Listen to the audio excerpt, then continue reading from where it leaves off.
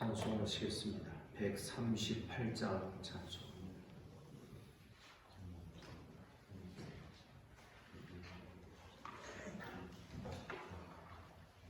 138장 찬송하겠습니다.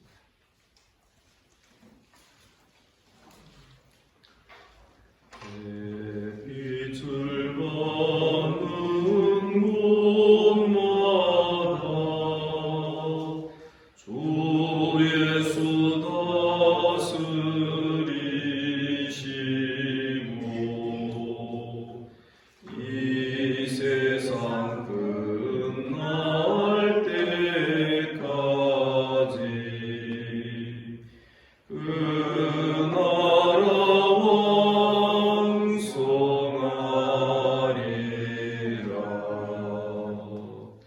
주님을 찬양하면서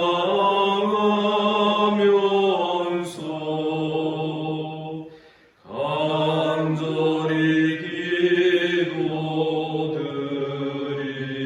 기도드리니 그 기도 향기 되어서 주 앞에 상달하도다. 온 세상 모든 사람들 그 사랑 찬송하도다.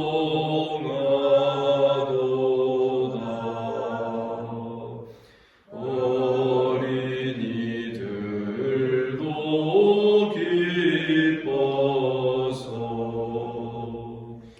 우주를 찬송하도다.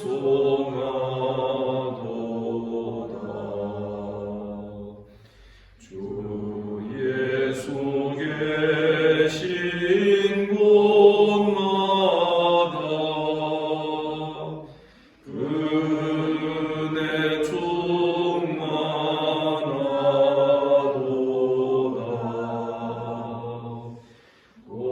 고나고 지친 사람들 주님의 사랑 받도다. 이 세상 모든 만물아 주 앞에 경배하여라.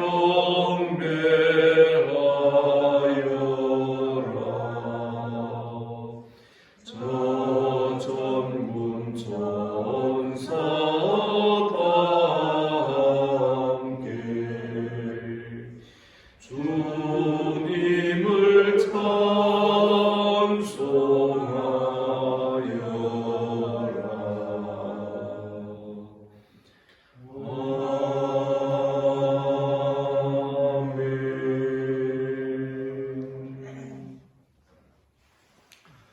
우리 주님께서 이 아침에 우리를 이 자리로 불러주신 줄을 믿습니다.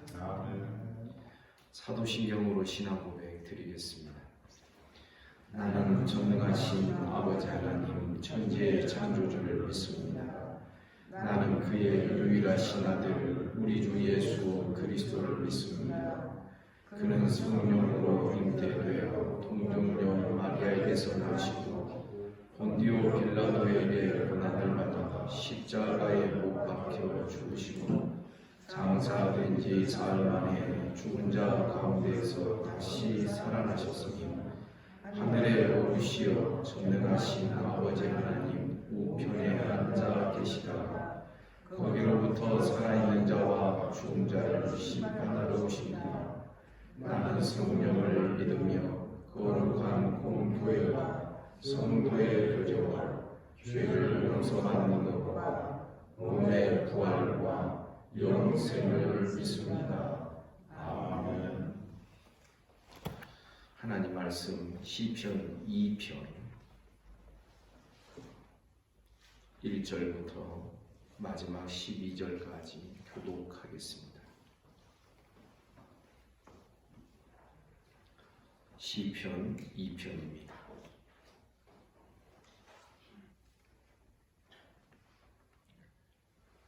어찌하여 이방 나라들이 분노하며 민족들이 헛된 일을 꾸미는가?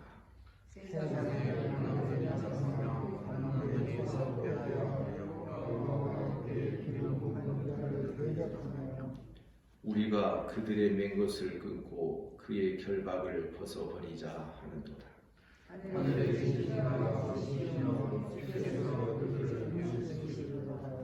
그때 분을 바라며 진노하사 그들을 놀라게 하여 이르시기를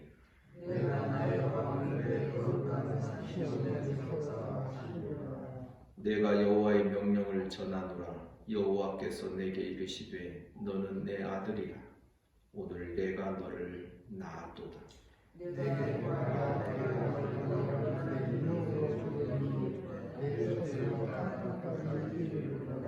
네가 철장으로 그들을 깨뜨리니 질그릇같이 부수리라 하시도다.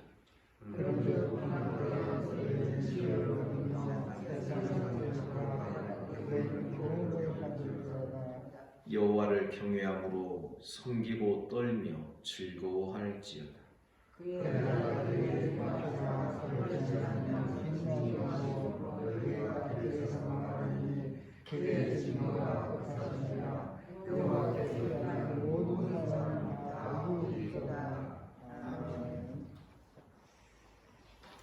우리 성경에 장과 절이 만들어진 때는 초대교회가 아니었습니다.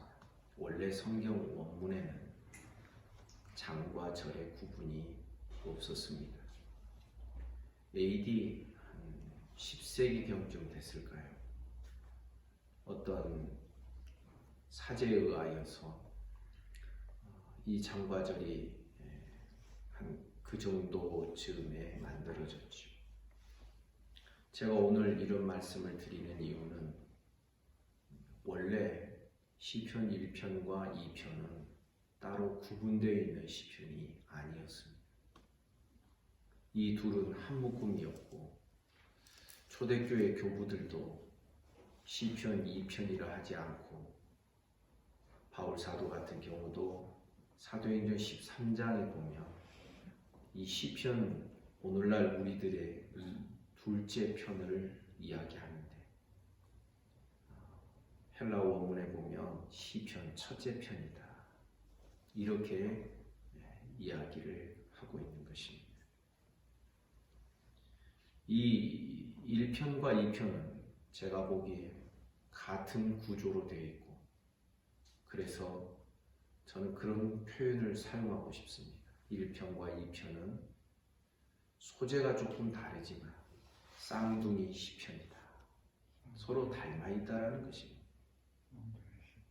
왜냐하면 1편 1절에 보면 복 있는 사람이 나오잖아요. 그런데 2편 12절에 보면 복이 있도다. 복이 주제입니다. 복 그것만이 주제다라고 말하기는 어렵습니다만 복의 내용을 다루고 있는 것입니다.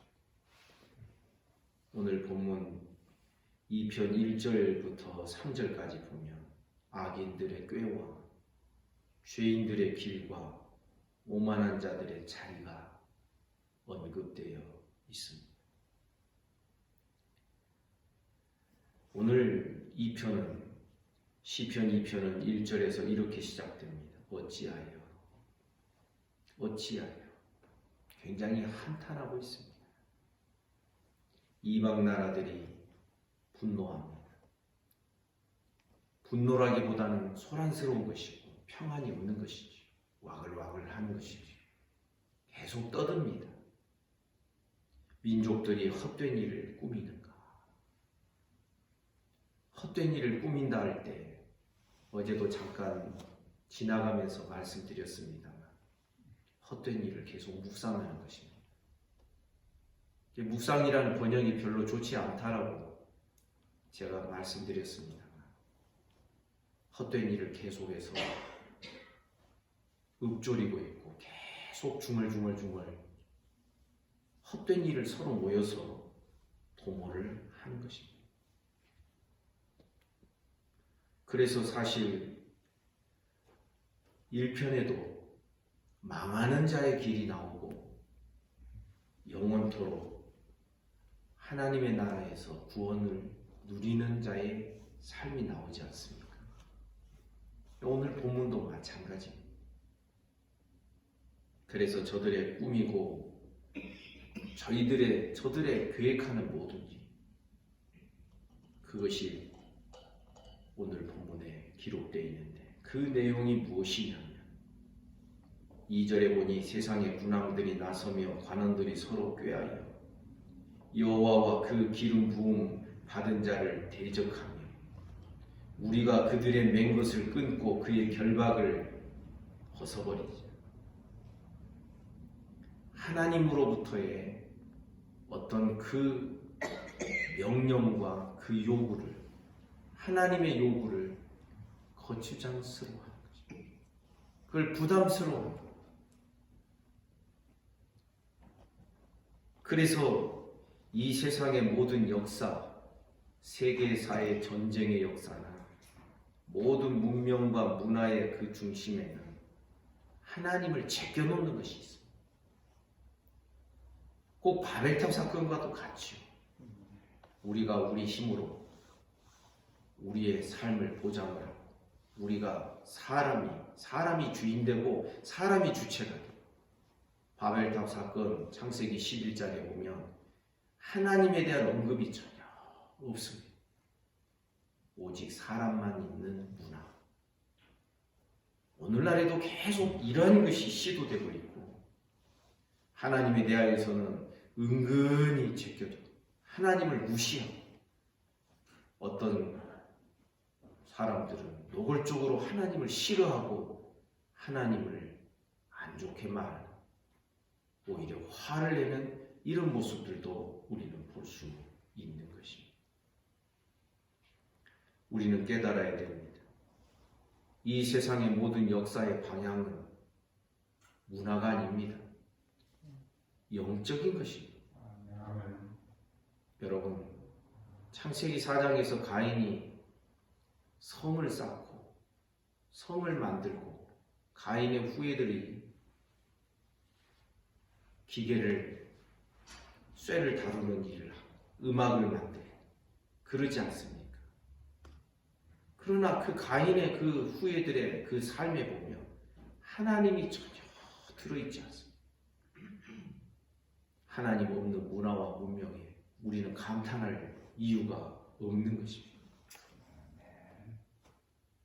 이 모든 가인의 후예로부터 시작된 이 세상의 모든 역사, 하나님을 제껴두는 것입니다. 그리고 그의 기름 부음 받은 자, 메시아를, 그리스도를 제껴두는 것입니다. 하나님과 기름 부음 받은 자, 그리스도 메시아는 하나님께서 그리스도를 통하여 중보자를 삼아 이 세상의 모든 것을 다스리시는 하나님의 통치의 방식이었습니다. 그래서 우리 주님과 하나님은, 아버지는 밀접한 연관이 있습니다. 어느 정도까지? 주님 말씀하셨습니다. 나를 본 자는 아버지를 보았느니라. 아멘이죠. 나를 믿는 자는 나 보내신 그분을 믿는 것이다. 나를 믿고 따르는 자는 아버지께서 행하신 모든 일을 믿고 의지하고 따르는 것이다. 성경은 성부 하나님과 그 아들 예수 그리스도를 뗄래야 뗄 수 없는 동일한 또 하나님의 통치의 방식이고 하나님의 다스리시는 방식으로 우리에게 말씀해주고 있는 것입니다. 생각해 보십시오. 사람들이 하나님을 어떻게 하면 제껴두고 우리끼리 삶을 잘 살까? 이 계획을 합니다. 이 꿍꿍이 속을 가지고서 이것이 바로 악인들의 꾀가 아니고 무엇입니까? 그리고 그들의 꾀가 죄인들의 길을 만들고 있지 않습니까? 세상의 군왕들이 나섭니다. 관원들이 서로 꾀합니다. 서로 꾀한다고 하는 이 원문의 의미는 함께 모여서 자리를 이루고 함께 연합된 어떤 공동전선을 구축한다는 것입니다. 그러니 제가 보기에는 1절부터 3절까지에서는 악인들의 꾀, 죄인들의 길, 오만한 자들의 자리가 그대로 여기에 녹아 있는 것입니다.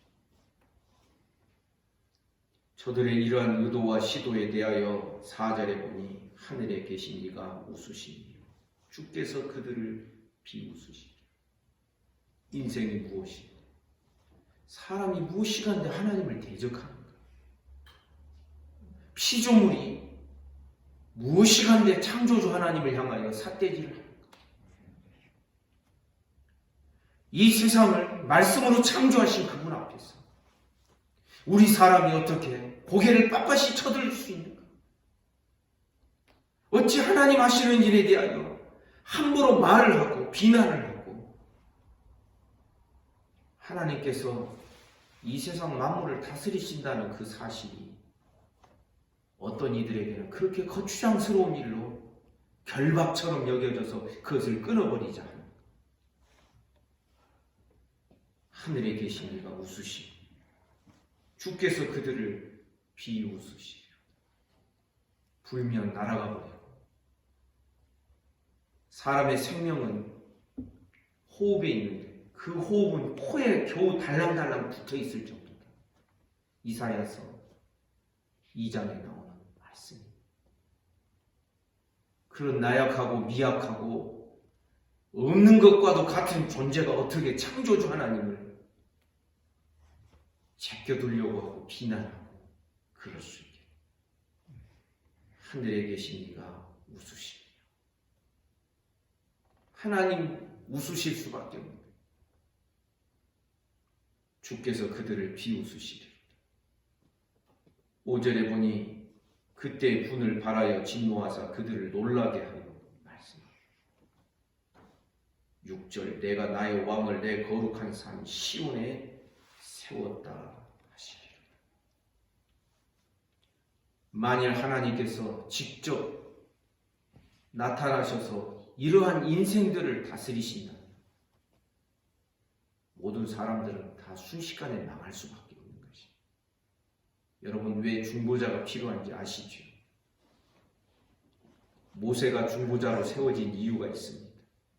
하나님이 세우시기도 하셨지만 백성들 입장에서는 모세에게 그렇게 요청을 했습니다. 시내산에서 불과 화염으로 큰 소리와 지진과 진동으로 하나님의 임재하시는 것을 백성들이 보았습니다. 하나님의 음성을 직접 들었습니다. 그러니까 백성들이 막 두려워 떨면서 하는 말이 있습니다. 모세에게 뭐라고 말하냐면, 우리가 직접 하나님을 대면하면 우리가 죽을까 하노라. 그러니 모세 당신이 계속해서 하나님의 말씀을 듣고 우리에게 전달을 해다오. 하나님이 백성들의 이런 태도를 좋게 말씀하십니다. 이 백성들이 언제까지나 하나님 경외함을 배워해서 이런 마음과 이런 자세를 가져야 될 것이다라고 말씀을 하는 것입니다. 하나님은 헛된 일을 꾸미고 하나님을 없이 하려고 하고 하나님을 무시하고 자기들끼리 살려고 하는 이런 인생들을 향하여서 하나님이 직접 나타나셔서 나다 그러면 그 인생들은 순식간에 다 꼬꾸라질 것입니다. 그래서 하나님께서는 자비와 긍휼을 베푸시사 중보자를 세우시는 것입니다. 하나님이면서도 사람인 중보자. 구약시대는 사람 중보자만 세우셨지만 신약시대는 하나님이면서 사람이신, 태초부터 계셨던 그 로고스 말씀인 그 예수 그리스도, 그가 태초에 하나님과 함께 계셨으며 이 말씀은 곧 하나님이십니다. 그 하나님이 육신을 입고 이 땅에 오셨습니다. 하나님을 직접 본 자는 죽을 수밖에 없습니다. 그런데 하나님의 영광이 담아져 있는 형상이 되신 예수 그리스도를 본 자는, 나를 본 자는 내 아버지를 보았다. 예수 그리스도를 통하여 하나님의 영광을 볼 수 있고, 그리스도를 통하여 하나님의 영광을 본 자는 죽지 않는 것입니다. 이 하나님의 자비로우심, 하나님께서 우리를 긍휼히 여기신 것입니다. 구약과 신약 전체를 통하여서 하나님의 통치 방식이 이런 것입니다. 중보자를 세우시고 중보자를 통하여 일을 하십니다.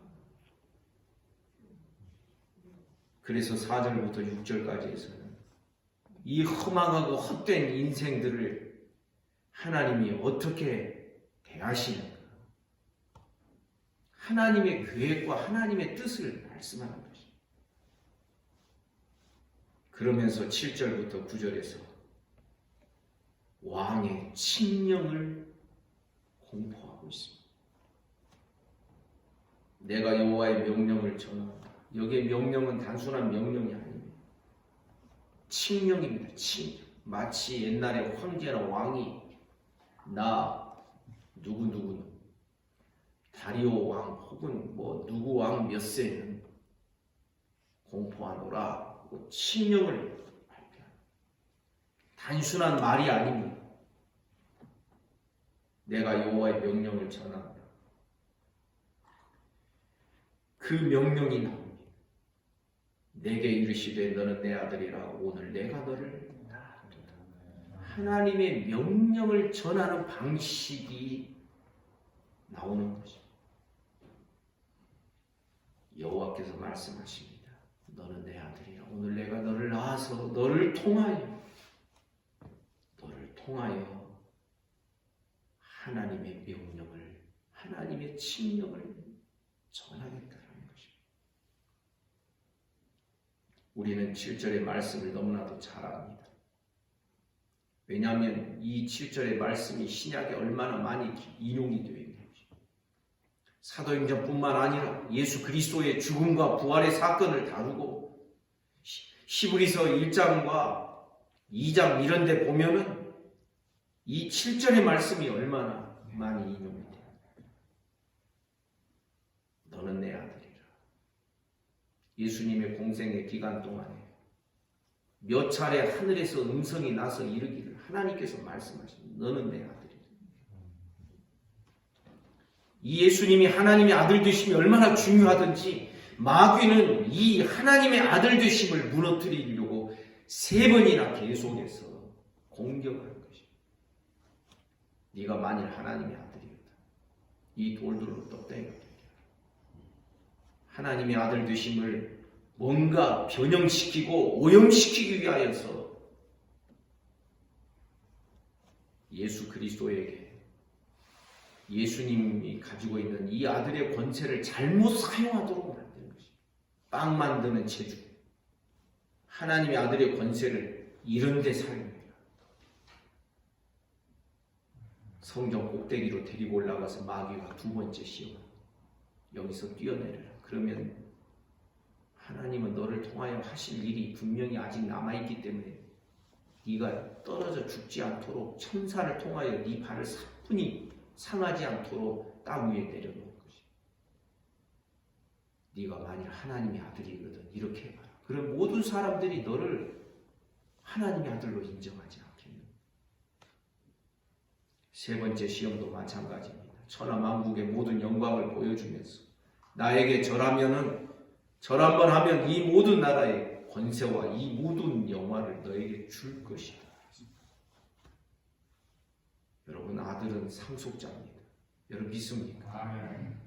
그래서 예수께서 하나님의 아들로 인정이 되시고 로마서 1장 6절에 나오는 이야기, 6절이죠. 5절인가요? 어쨌든 초두에 나오는 거예요. 죽은 자 가운데서 부활하셔서 하나님의 아들로 선포되고 인정되십니다.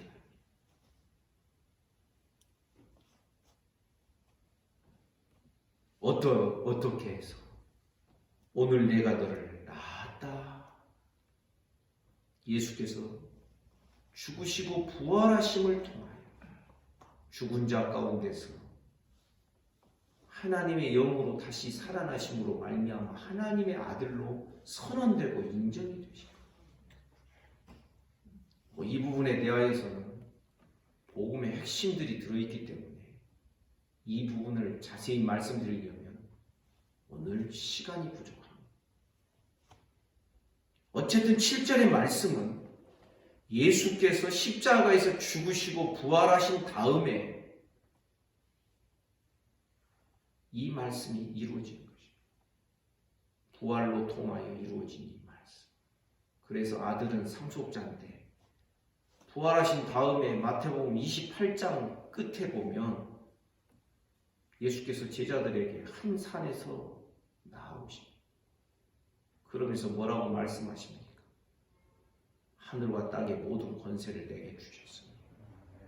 부활 다음에 이 권세를 받으시는 거죠. 상속자가 진정으로 되시는 것입니다. 아버지의 모든 통치와 모든 그 왕권을, 하나님 아버지의 성부의 모든 그 왕권을 부활 이후에 예수께서 하늘과 땅의 모든 권세, 엑수시아, 왕의 권세를 받으신 것입니다. 그 왕의 권세를 시행하기 위하여 하나님 보좌 우편으로 올라가 앉으셨습니다. 그래서 예수님이 승천하셔서 하나님 보좌 우편에 앉으신 것은 하나님 아버지의 대리 통치자, 중보적인 통치자로 대관시하는 겁니다. 왕위에 올라가시는 것이 승천에서.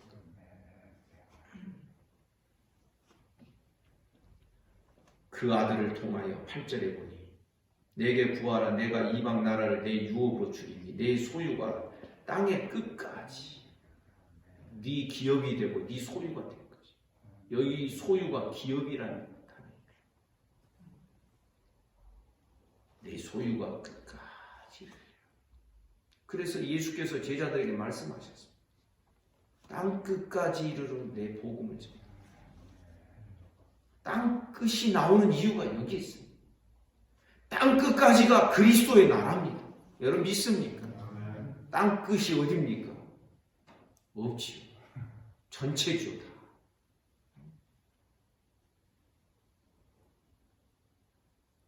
그리고 그 그리스도의 왕권과 통치의 권세가 9절에 기록됩니다. 네가 철장으로 그들을 깨트리며 질그릇같이 구슬이라. 주님의 통치 앞에서 왕들과 민족들, 군왕들이, 관원들이 헛된 일을 도모하는 그 모든 것이 철장으로 톡 치면은 질그릇 같은 거야 뭐 소리도 없이 깨지지 않습니까? 그것처럼 이 세상 모든 나라가 그리스도의 왕권 앞에서 심판을 받고 망하게 될 것을 말씀하는 것입니다. 그러면서 10절에서 교훈과 지혜가 나오고, 그런즉 군왕들아 너희는 지혜를 얻으며 세상의 재판관들아 너희는 교훈을 받아라. 정말 지혜 중에 지혜가 무엇인 줄 아냐? 교훈 중에 교훈이 뭔 줄 아냐? 뭐 공부 잘하고 뭐 그 공부 잘하는 게 필요 없다라는 뜻 아닙니다. 머리 잘 써서 돈 잘 벌고 이런 데 지혜와 교훈이 있는 것이 아니라 11절 여호와를 경외하며 섬기고 떨며 즐거워할지. 하나님을 경외하고 섬겨라. 떨어라. 즐거워해. 원문의 단어는 좀 다릅니다만 여기 11절의 즐거움이 시편 1편 2절에 오직 여호와의 율법을 즐거워하고, 단어가 좀 다르지만 같은 즐거움으로 되어 있습니다. 사람 여러분, 우리 하나님을 경외하고 두려워하는 자들 되기를 주님의 이름으로 축복합니다. 아멘.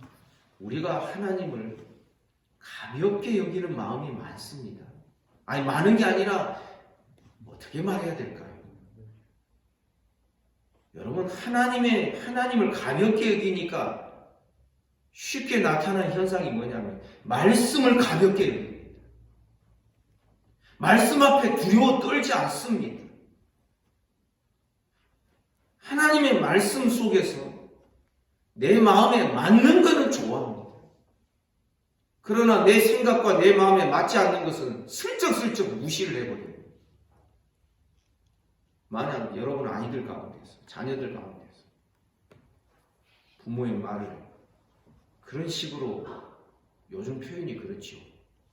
말을 씹는다 그러죠. 듣고도 못 들은 척 해버려요. 왜 그렇습니까? 하나님의 말씀을, 하나님을 두려워하는 자들은 말씀을 두려워해야 정상인 것입니다. 경외함으로 섬기라. 경외함으로 섬기는 자는 나타나는 현상이 다릅니다. 다른 사람 비난 안 합니다. 섬길 수 있어서 감사할 것입니다. 여러분 믿습니까? 그런데 섬기다 보니 짜증이 납니다. 이거 하나님 경외함으로 섬기는 게 아닙니다. 섬기다 보니 섬기지 않는 사람을 비난하고 비판하고 있습니다. 사람을 도마 위에 올려놓고 그렇게 칼질을 합니다. 이거 하나님 경외하지 않기 때문에 그런 것입니다. 떨어야 됩니다. 일을 다 행한 다음에도 야, 나 이거 했다. 영어로 말하면 프라우드하게 막 이렇게 하는 게 아니라, 다른 사람 앞에 자랑치는 게 아니라 떨어야 됩니다. 두렵고 떨립니다. 아멘입니까? 아멘. 나는 마땅히 할 일을 했을 뿐입니다. 아멘. 여러분, 바울 사도도 두려워한 것을 여러분 아십니까? 고린도전서 2장에 보면 내 말과 내 지혜의 권함이 사람의 지혜의 말이 되지 않도록 내가 너희 가운데 거할 때에 내가 두려워하며 떨었노라.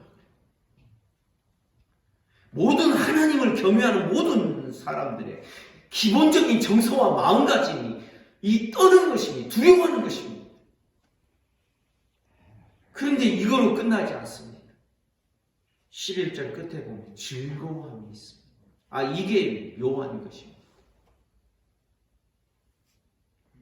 저는 지금도 여전히 말씀으로 모든 것이 설명될 수 있다고 생각합니다. 여호와를 경외해야 해요. 경외함으로 섬겨야 돼요. 경외함으로 섬기면서 떨어야 돼요. 그러나 그것으로 막 두려워서 공포감을 갖는 것이 아니라 즐거움이 있어야 돼요.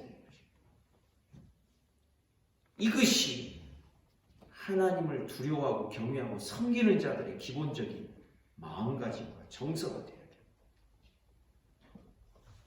그러면 나타나는 형상이 다릅니다.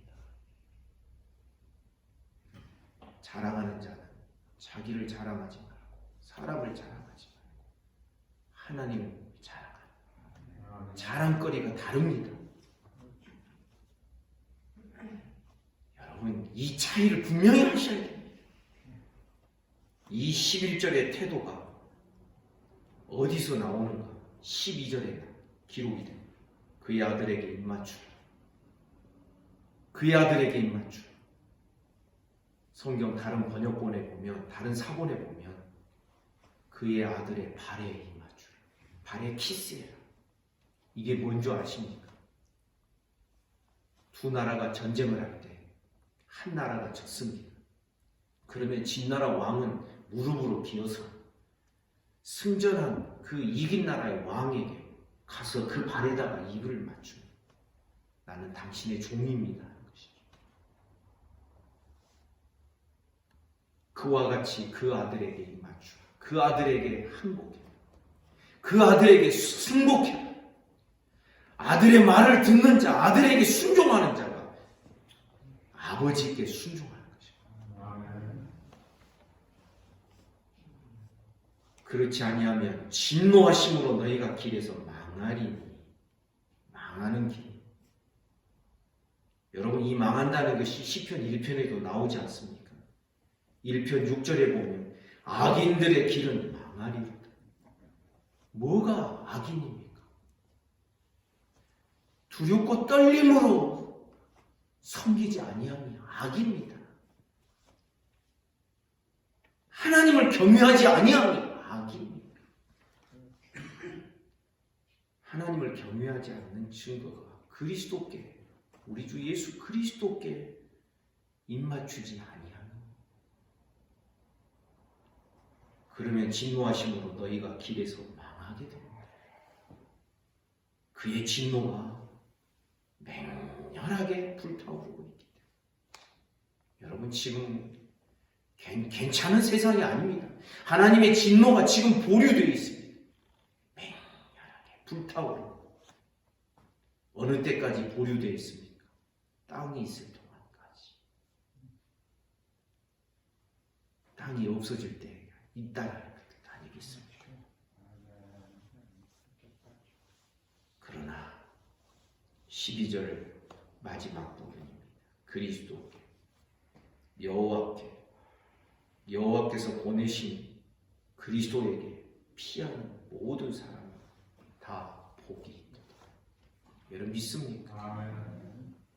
하나님을 나의 피난처로 삼는 자, 예수 그리스도를 나의 피난처로 삼는 자, 내 모든 죄가 그리스도를 통하여 씻어집니다. 나의 모든 기쁨이 주님께 있고, 여러분 아멘입니까? 주님 없이는 살 수 없는 자,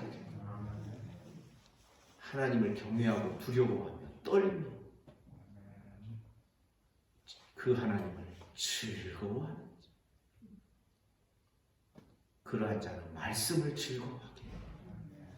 여호와의 율법을 즐거워하여 그 율법을 주야로 묵상하는 자, 그 말씀의 길을 따라서 살아가는 자, 말씀의 생각과 말씀의 길과 말씀의 자리를 좋아하는 자,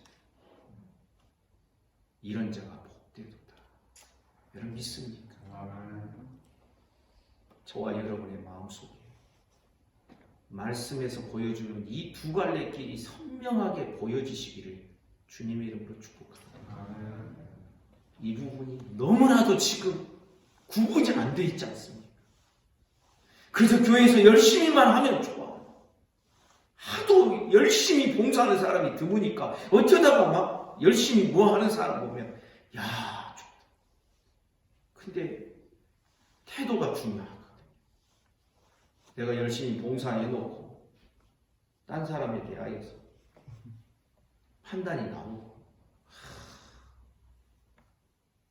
자기 자랑이 나오고, 이거 하나님을 경외함이 아닌 것이고. 그래도 우리 상황에서는 그것이 필요하지 않습니까? 이렇게 말하시는 분이 있는데, 여러분 그건 다른 겁니다. 이건 이 말씀을 제대로 이해하지 못한 것입니다. 어쨌든 두 갈래 길입니다. 망하는 길과 복된 길, 망고불변의 원칙입니다. 두 갈래 길밖에 없습니다. 저와 여러분 모두는 망하는 길 조금도 견눈질도 하지 마시기를 바랍니다. 복된 길, 말씀의 길, 하나님이 예수 그리스도 안에 두신 참된 복음의 길, 십자가의 길, 성령의 인도하심 따라서 살아갈 수 있는 이 놀라운 축복의 길, 이 길을 좋아해, 즐거워해, 감사하시길 주님의 이름으로 축복합니다. 이것이 복된 길이 되는 것입니다. 기도하겠습니다. 하나님 아버지, 하나님의 말씀이 희미하지 않기를 원합니다. 말씀이 분명하게 보여지기를 간절히 원합니다. 우리의 마음속에 하나님과 하나님의 말씀에 대한 저항감이 있지 않기를 간절히 원합니다. 말씀 앞에 무릎 꿇게 하시고 아들 앞에 무릎을 꿇고 입 맞추는 우리들의 신앙이 되게 하여 주옵소서. 모든 거스르는 것과 모든 대적하는 마음들, 반역과 반항의 마음들을 날마다 십자가에 못 박으며 살게 하시고 주 앞에서 우리들의 마음이 순하고 온유하고 겸손하고 맑고 깨끗하게 어린아이처럼 주님만을 섬기는 자들 되도록 축복하여 주옵소서. 오늘도 우리에게 새날 주시니 감사합니다. 내일 주일을 준비하는 오늘입니다. 오늘도 기도로 준비하게 하시고 믿음으로 행하는 우리 모든 성도들 되게 하여 주옵소서. 몸이 아픈 성도들 이 아침에 어루만져 주시기를 원합니다. 예수 이름으로 명하노니 깨끗함을 받을지어다. 하나님 은혜 내려 주시옵소서. 오늘도 나라와 민족과 한국교회 불쌍히 여기시고 이 지구촌에 사는 모든 인생들을 긍휼히 여겨 주옵소서. 주일을 준비하는 마음과 손길들을 복 주시기를 원합니다. 예수님 이름으로 기도하옵나이다. 아멘. 말씀 묵상하시겠습니다.